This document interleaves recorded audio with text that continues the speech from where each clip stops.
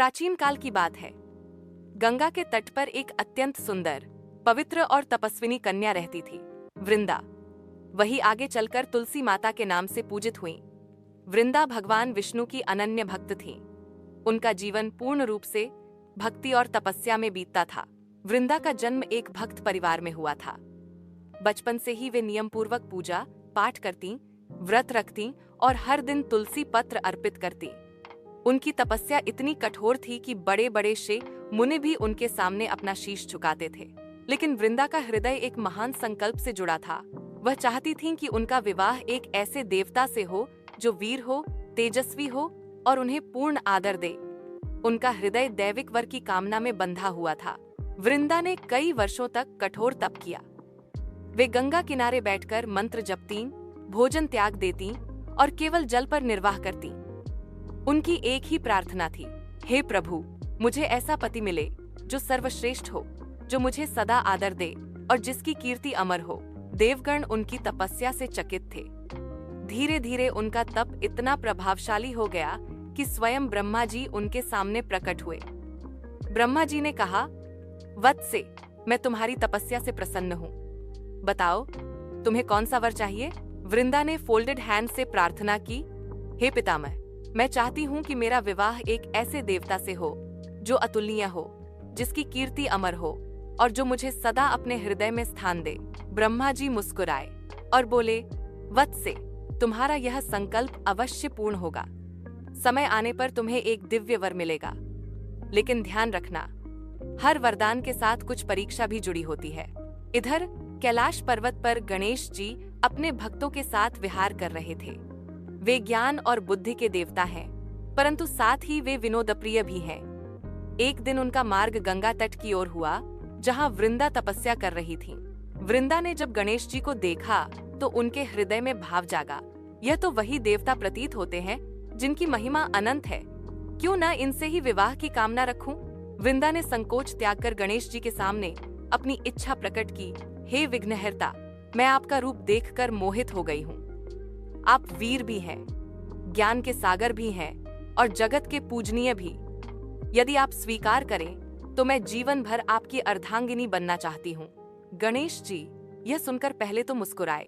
वे जानते थे कि वृंदा का हृदय भक्ति से पवित्र है, लेकिन विवाह प्रस्ताव सुनकर उन्होंने गंभीर स्वर में कहा, वत्से, तुम्हारी भक्ति सराहनीय है, परंतु तुम्हारा यह विचार उचित नहीं है।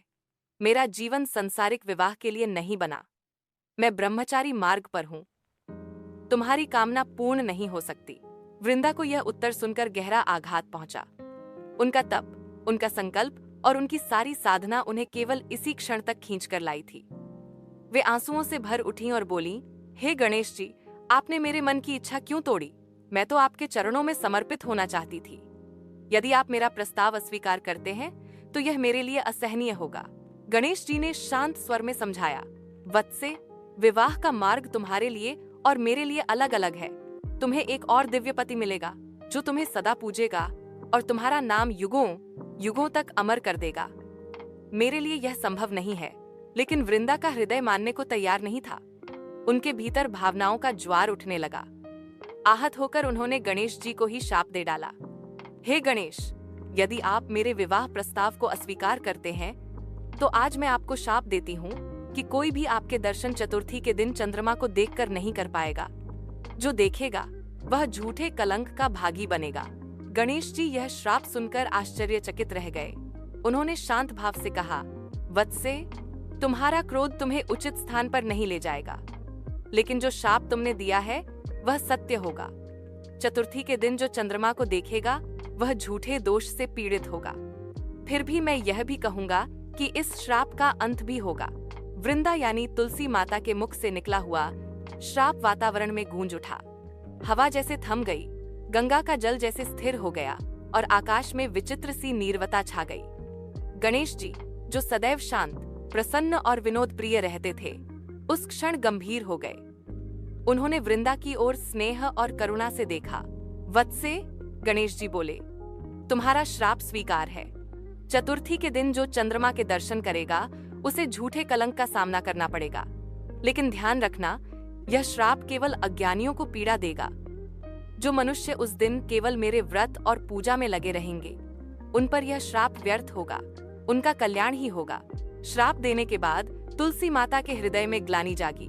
उन्होंने सोचा, क्या मैंने ठीक किया? जिन विघ्नहर्ता का पूजन स्वयं देवगण करते हैं, जिन्हें प्रथम पूज्य कहा जाता है, उन्हीं को मैंने क्रोध में आकर शाप दे डाला। क्या अब मेरा तप व्यर्थ हो जाएगा? उनकी आंखों से आंसू बहने लगे। उन्होंने कांपते हुए हाथ जोड़कर प्रार्थना की, हे गणेश जी, यदि मुझसे भूल हो गई हो तो क्षमा कीजिए। मैं आपके चरणों की भक्त हूँ। मेरा उद्देश्य आपको दुख पहुंचाना नहीं था, लेकिन मेरे हृदय की व्याकुलता ने मुझे यह कहने पर विवश कर दिया। गणेश जी मुस्कुराए और बोले, वत्से, तुम्हारी भक्ति शुद्ध है। क्रोध क्षणिक होता है, लेकिन भक्ति शाश्वत। इसलिए मैं तुम्हें एक वरदान भी देता हूँ। तुम्हारा नाम इस सृष्टि में अमर रहेगा। हर घर में तुम्हारी पूजा होगी। कोई भी धार्मिक कार्य बिना तुलसी पत्र के अधूरा माना जाएगा। यहाँ तक कि स्वयं विष्णु भगवान की पूजा भी बिना तुलसी के स्वीकार नहीं होगी। यह सुनकर तुलसी माता के हृदय में संतोष का भाव जागा। उन्हें लगा कि उनकी तपस्या व्यर्थ नहीं गई। गणेश जी के इन वचनों के कुछ समय बाद तुलसी माता का विवाह हुआ। पुराणों के अनुसार उनका विवाह असुर शंखचूर्ण से हुआ। शंखचूर्ण शक्तिशाली और वीर था, लेकिन उसका हृदय दैवी गुणों से रहित था। वह दैत्यों का राजा था और देवताओं का शत्रु। वृंदा ने विवाह के बाद भी अपनी पवित्रता और भक्ति बनाए रखी। वे अपने पति के प्रति पूर्ण समर्पित थीं। उनकी शक्ति और पतिव्रता धर्म के कारण ही शंखचूर्ण अपराजेय बन गया था। देवताओं ने अनेक बार उसे युद्ध में हराने का प्रयास किया, लेकिन वृंदा की पतिव्रता शक्ति से वे पराजित हो जाते। देवगण असहाय होकर विष्णु भगवान के पास पहुंचे। उन्होंने निवेदन किया, प्रभो, शंखचूर्ण का पराक्रम दिन प्रतिदिन बढ़ता जा रहा है। वह हमें बार बार युद्ध में परास्त करता है। इसका कारण उसकी पत्नी तुलसी की पतिव्रता शक्ति है। जब तक तुलसी अपने धर्म पर अडिग रहेंगी, तब तक शंखचूर्ण को कोई पराजित नहीं कर सकता। विष्णु भगवान ने स्थिति की गंभीरता समझी और लीला रचने का निश्चय किया। वे शंखचूर्ण का रूप धारण करके तुलसी के सामने प्रकट हुए। तुलसी ने उन्हें अपना पति समझकर स्वागत किया और अपना पतिव्रता धर्म निभाया। उसी क्षण उनकी तपशक्ति भंग हो गई। जब तुलसी को यह ज्ञात हुआ कि यह विष्णु भगवान की लीला थी, तो वे आहत हुईं। उन्होंने विष्णु भगवान को भी शाप दिया, हे विष्णु, आपने मेरे पतिव्रता धर्म को भंग किया है। मैं आपको शाप देती हूँ कि आप पत्थर के रूप में शालिग्राम बनकर पूजे जाएंगे। विष्णु भगवान ने शांत स्वर में उत्तर दिया, वत्से, तुम्हारा शाप भी वरदान ही होगा। मेरा शालिग्राम रूप और तुम्हारा तुलसी रूप सदैव एक दूसरे के पूरक रहेंगे। जो भी मेरी पूजा करेगा, वह शालिग्राम और तुलसी के बिना अधूरी मानी जाएगी। इस प्रकार तुम्हारा नाम सदा अमर रहेगा। विष्णु भगवान की बात सुनकर तुलसी माता का हृदय बदल गया। उन्हें अनुभव हुआ कि वास्तव में उनकी तपस्या और पतिव्रता व्यर्थ नहीं गई, बल्कि अब वह संपूर्ण जगत की आराध्या बन गई हैं। उसी समय तुलसी का शरीर नदी में विलीन हो गया और उनसे उत्पन्न हुआ तुलसी पौधा। यह पौधा संसार में पवित्रता और भक्ति का प्रतीक बना। तभी से तुलसी को माता के रूप में पूजा जाने लगा। इस बीच गणेश जी द्वारा दिया गया श्राप भी साकार हुआ। एक बार भगवान श्री कृष्ण ने गणेश चतुर्थी के दिन अनजाने में चंद्रमा को देखा। उसी क्षण उन पर स्यमंतक मणि चोरी का झूठा कलंक लगा। पूरा नगर कहने लगा कि श्री कृष्ण ने ही मणि चुराई है। लेकिन बाद में जब सच्चाई सामने आई, तब यह स्पष्ट हुआ कि यह सब गणेश जी के श्राप का प्रभाव था। तभी से लोग गणेश चतुर्थी के दिन चंद्रमा दर्शन से बचते हैं। भगवान श्री कृष्ण ने जब गणेश जी से इस दोष का निवारण पूछा, तो गणेश जी ने कहा, जो व्यक्ति भाद्रपद शुक्ल चतुर्थी के दिन मेरी विधिवत पूजा करके चंद्रमा को नमस्कार करेगा, उस पर यह दोष व्यर्थ हो जाएगा। यदि कोई अनजाने में चंद्र दर्शन कर भी ले, तो उसे केवल मेरे व्रत और कथा का स्मरण करना होगा और वह दोष से मुक्त हो जाएगा। तब से यह परंपरा चली आ रही है कि गणेश चतुर्थी पर चंद्रमा दर्शन नहीं किया जाता। यदि किसी कारणवश हो जाए, तो गणेश जी की कथा सुनने और स्तुति करने से वह दोष दूर हो जाता है। इस प्रकार तुलसी माता और गणेश जी की कथा हमें यह सिखाती है कि क्रोध में दिया गया श्राप भी संपूर्ण सृष्टि की व्यवस्था का हिस्सा बन सकता है। भक्ति और तपस्या कभी व्यर्थ नहीं जाती, वह किसी रूप में अमर हो जाती है। गणेश जी और तुलसी माता दोनों का संबंध भारतीय जीवन और धर्म में अमूल्य है। आज भी हर पूजा में तुलसी माता का स्थान है और हर आरंभ में गणेश जी का स्मरण, दोनों ही इस सृष्टि के लिए पूज्य और कल्याणकारी हैं।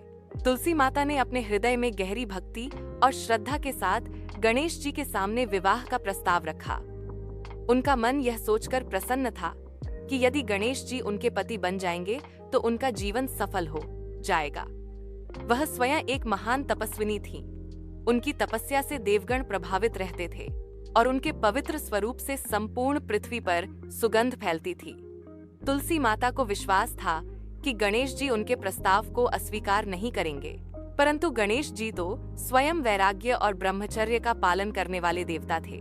वे जानते थे कि संसार में स्थिरता केवल भक्ति और कर्म में है, न कि बंधनों और इच्छाओं में। जब तुलसी माता ने विवाह का आग्रह किया तो गणेश जी के मुखमंडल पर हल्की मुस्कान आई। उन्होंने प्रेम पूर्वक कहा, हे देवी तुलसी, आपका तप महान है, आपकी भक्ति अद्वितीय है, किंतु मैं विवाह के लिए उत्पन्न नहीं हुआ हूँ। मेरा जीवन भक्ति, साधना और लोक कल्याण के कार्यों में बीतेगा। मैं संसारिक बंधन में नहीं बंध सकता। आपका प्रस्ताव मुझे स्वीकार नहीं। तुलसी माता ने सोचा कि गणेश जी शायद उनकी परीक्षा ले रहे हैं। उन्होंने पुनः विनम्रता से कहा, प्रभु, मैं आपको अपने हृदय से पति रूप में चाहती हूँ। आपके चरणों की सेवा ही मेरे जीवन का उद्देश्य है। यदि आप ही मेरे नहीं बने तो मेरा यह जीवन व्यर्थ है। कृपा कर मेरे अनुरोध को स्वीकार करें। गणेश जी ने इस बार गंभीर होकर उत्तर दिया, हे तुलसी, तुम्हारी भावना पवित्र है, किंतु यह मार्ग मेरे लिए नहीं है। मैं सदैव ब्रह्मचारी रहूंगा। विवाह का बंधन मेरे जीवन को उचित नहीं है। गणेश जी के मुख से यह वचन सुनकर तुलसी माता के चेहरे पर पीड़ा और क्रोध की रेखाएं खिंच गईं। उनके मन में यह अपमान सहन नहीं हुआ। वह बोली, हे गणेश, तुमने मेरे अनुरोध का अनादर किया है। मैं तपस्विनी होकर भी तुम्हारे समक्ष झुकी और तुमने मेरा अपमान किया। इस अपमान का परिणाम तुम्हें भोगना ही होगा। क्रोध में भरी तुलसी माता ने गणेश जी को श्राप दिया, हे गणेश, तुम्हारा विवाह भी कठिन होगा। जिस प्रकार तुमने मेरे हृदय को ठुकराया है, उसी प्रकार तुम्हारे विवाह में भी अनेक बाधाएं आएंगी। तुम्हें विवाह के सुख को सहजता से प्राप्त नहीं होगा। श्राप सुनते ही समस्त देवगण स्तब्ध हो गए। वातावरण में एक अजीब सी नीरवता छा गई। तुलसी माता की आंखों से आंसू बह रहे थे और उनकी आवाज तप से उत्पन्न अग्नि की भांति जल रही थी। गणेश जी, जो सदैव शांत और प्रसन्नचित रहते थे, इस बार गंभीर हो उठे। उन्होंने अपने विशाल नेत्रों से तुलसी माता की ओर देखा और बोले, हे देवी तुलसी, तुमने क्रोधवश मुझे श्राप दिया है, किंतु श्राप देना किसी तपस्विनी के लिए उचित नहीं। क्रोध मनुष्य के तप को नष्ट कर देता है। मैं भी तुम्हें एक श्राप देता हूँ। तुम्हारा विवाह किसी देवता से नहीं होगा, बल्कि तुम दानव शंखचूड़ से विवाह करने के लिए बाध्य होगी। यह सुनकर तुलसी माता के हृदय में वज्र सा प्रहार हुआ। वे विलाप करने लगी। उनके मुख से करुणा की ध्वनि निकल रही थी। हे गणेश, मैं तो आपको अपना पति चाहती थी। दानव से विवाह का क्या अर्थ है? यह तो मेरे तप का अपमान है। गणेश जी ने शांत स्वर में उत्तर दिया, हे तुलसी, यह तुम्हारे क्रोध का परिणाम है, परंतु मैं यह भी कहता हूँ कि तुम्हारा स्वरूप पवित्र है। तुम्हारा नाम पवित्रता का प्रतीक बनेगा। युगों युगों तक लोग तुम्हें पूजेंगे। तुम्हारा वास हर घर में होगा।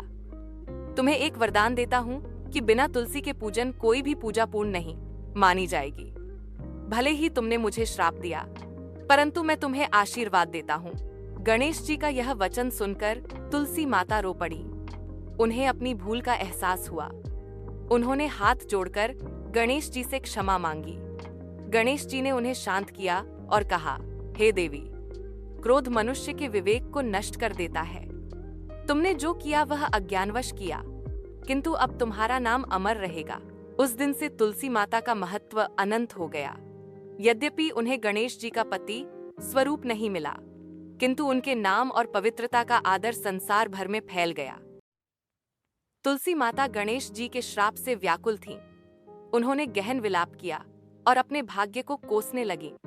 देवताओं और ऋषियों ने उन्हें समझाया, हे देवी, गणेश जी का श्राप अटल है।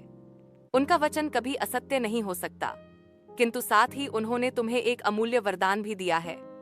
युगों युगों तक तुम्हारी पूजा होगी और बिना तुम्हारे पूजन के कोई भी देव पूजन पूर्ण नहीं होगा। यह सुनकर तुलसी माता ने अपने आंसुओं को पोंछा और धीरे धीरे इस सत्य को स्वीकार किया। समय बीता और श्रापवश तुलसी माता का विवाह दानव शंखचूड़ से हुआ। शंखचूड़ एक महान दानव था, किंतु उसका हृदय पवित्र था। वह अपनी पत्नी तुलसी से असीम प्रेम करता था। तुलसी माता के पवित्रता और पतिव्रत से शंखचूड़ को अपार शक्ति प्राप्त हुई थी। उनके पतिव्रत धर्म के कारण कोई भी देवता शंखचूड़ को पराजित नहीं कर पा रहा था।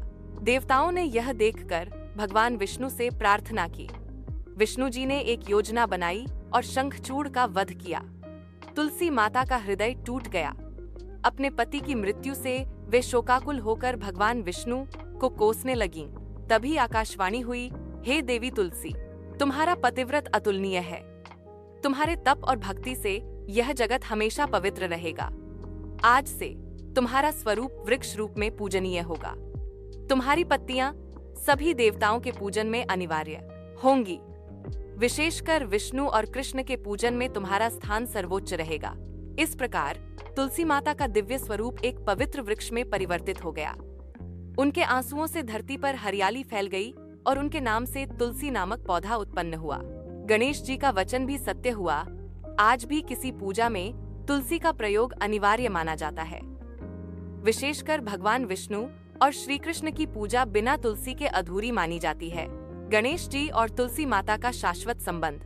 गणेश जी और तुलसी माता की यह कथा हमें यह सिखाती है कि क्रोध विनाशकारी है। क्रोधवश दिया गया श्राप स्वयं के लिए भी दुखदायी हो सकता है। त्याग और वैराग्य की महिमा। गणेश जी ने संसारिक बंधनों से ऊपर उठकर लोक कल्याण और ब्रह्मचर्य का मार्ग अपनाया। भक्ति और पवित्रता का महत्व। तुलसी माता का पतिव्रत और तप आज भी सभी भक्तों के लिए प्रेरणा है। वरदान और श्राप का संतुलन। यद्यपि तुलसी माता को श्राप मिला, परंतु साथ ही उन्हें ऐसा वरदान भी प्राप्त हुआ जिसने उन्हें अमर बना दिया। यह कथा हमें बताती है कि इच्छाओं की पूर्ति न होने पर भी क्रोध में निर्णय नहीं लेना चाहिए। जीवन में जब भी कठिनाई या अस्वीकार मिले तो धैर्य और भक्ति से आगे बढ़ना ही सच्चा मार्ग है। तुलसी माता का वृक्ष आज भी हर भारतीय घर के आंगन में प्रतिष्ठित होता है। उनकी पूजा से घर में शांति, पवित्रता और समृद्धि आती है। और गणेश जी का स्मरण हर शुभ कार्य से पहले हमें यह सिखाता है कि सच्ची सफलता संयम, भक्ति और विवेक में ही है।